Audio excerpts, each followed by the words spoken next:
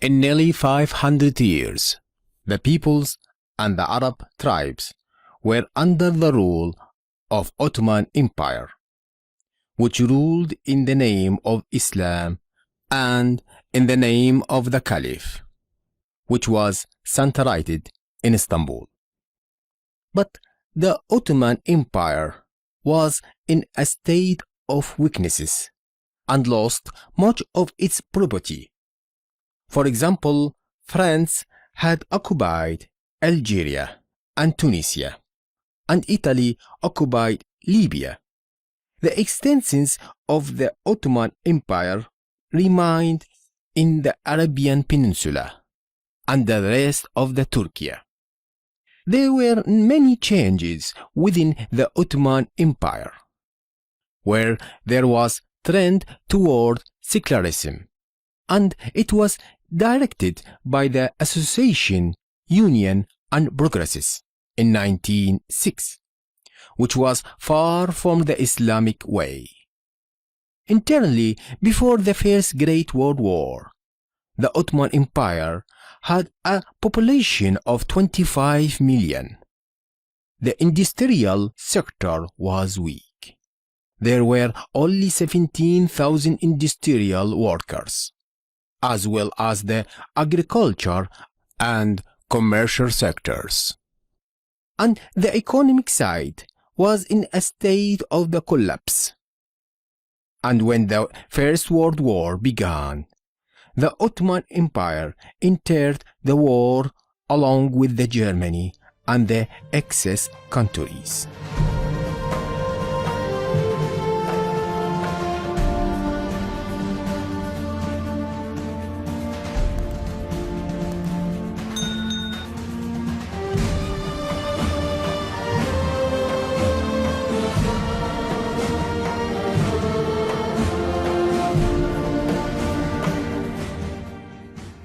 From the other side, there was struggle among Britain, France, Russia to dominate the Arab region because of the region's advantage of the important resources and strategic location, and to stop the German and Russian tide in the region. For example, before the Great War, the Germans had been able to establish relations with the Persians and form treaties with them. Britain's main objective was to inherit the shattered Ottoman state property on the Arab Asian side. In 1915, a committee was formed called the Pusnain in order to advise the British government in the issue of the Middle East. One of its members was Sir Mark Sykes, a wealthy and conservative man who was expert in the Turkish side of Aegean. The Commission reached a recommendation to divide the area in several regions with the local governance. The committee then sent its report to the British government. Later, the British government sent Mark Sykes to the east, where he traveled to the Egypt, Iraq and India for Orientalism and to lay out basic plans for the committee's recommendations. When Sir Mark Sykes arrived in Egypt, Arab office was formed under the British administration, where the office was the main administrative center used by the British to run its plans in the region. This office consisted of the professional officers in the British administration and experts in the Arab field.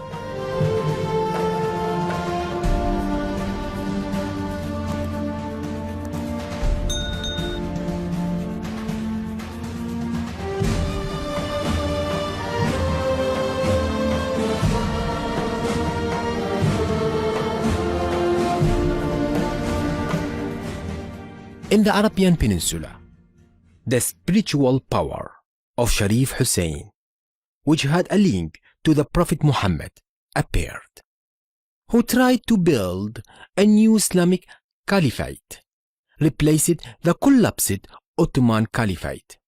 He began contacting to the British personalities. He had initial correspondence with the Lord Kinnicher, a statesman and British commander. There was a confirmation of the Sharif not to use his spiritual authority against Britain in its war against the Ottomans. At first, Sharif Hussein stood neutral. He was collecting money from both sides, the Ottoman and British government, to meet its own protection requirements. But Sharif Hussein sent a letter to the Arab office in Cairo in 1915, asking to become all the Arab regions in Asia under his authority. The reason for changing his position against the Ottoman rule, when he had discovered that the Ottoman government wanted to get rid of him after the end of the war.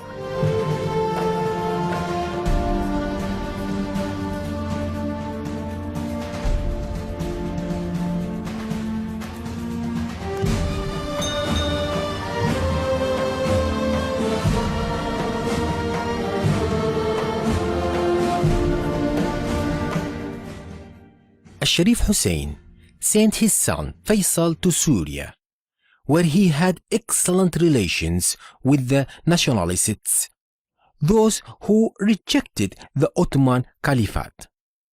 It was formed the Arab Girls Association, anti-Ottoman, and declared a revolution against the Ottoman rule, and that Sharif Hussein was its leader.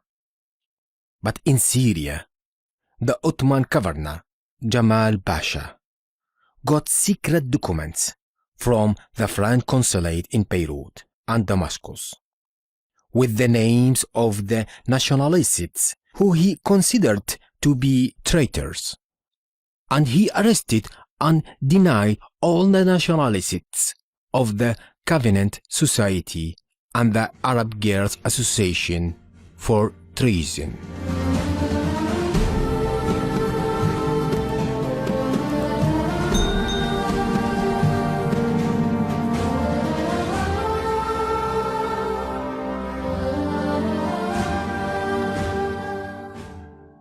That period began the correspondence of Sharif Hussein with the Sir Henry McMahon, a high representative Britain in Egypt.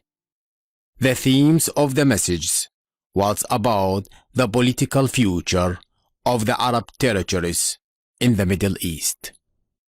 McMahon promised Al-Sharif Hussein ibn Ali that Great Britain will consider the establishment of the independent Arabic state if the Arabs took part in the war against the Ottoman Empire, and that British troops would support the Arab revolt.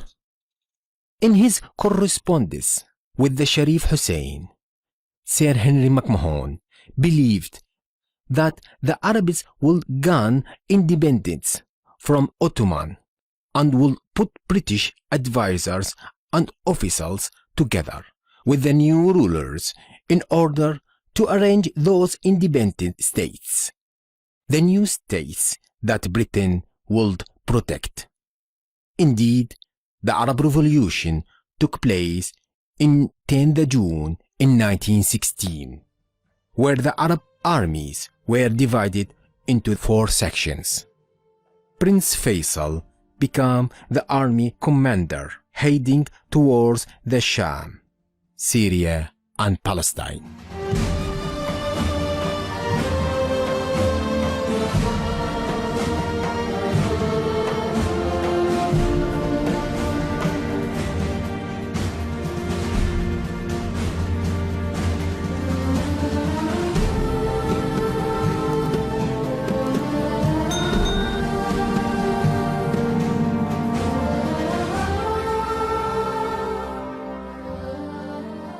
But the question is, how the British side looking at that issue in this time.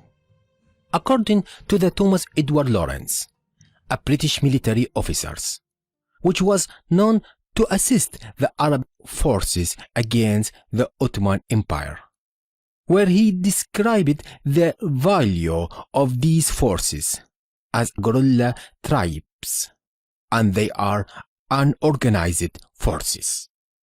And 3 weeks after Hussein announced his rebellion, the British report said that in his correspondence with the Henry McMahon, Hussein presented himself as a leader of the Arab peoples. But, in fact, he had not support for any important Arab organization, and his army was not organized. Its forces were formed of a few thousand tribesmen, financed with the British money. There was some doubt about Hussein's ability to be an Arab leader, because he had a little interest in nationalism and was interested in acquiring new powers and territories. The British government believed that the Arab peoples were not ready for independence at the moment, and this was part of the faith and plans of the British officials who dealt with the affairs of the Middle East, and that the word independence of the Arab regions meant only its independence from the Ottoman Empire, which will be transferred later to the victory states in the Great War. It was signaling that encouragement of the Arabs for their independence, but was reluctant to commit itself to the future Arab government. Therefore, Sir Henry McMahon was not clear with the Sharif Hussein during his correspondence with him concerning the type and form of the Arab government in the future. During correspondence between two parties, there were points of disagreement between Sharif Hussein and Henry McMahon about the future of Syria, where Sharif Hussein refused the presence of the French troops on Syrian territory. But Al-Sharif was forced to stand with the Allies' side, especially with the threat of the Ottoman against him. At this time, the region has been tense in several areas. In 1918, the forces of the Faisal entered Damascus, and 2 days later entered British forces. The Arab nationalists dominated Damascus, and they reject the British and French presence in the country. There was also an objection by the Arabs of Palestine to the Zionist presence. There was a rejection by Iraq people against the presence of the British troops on its territory. At that time, the famous Sykes-Picot Agreement took place.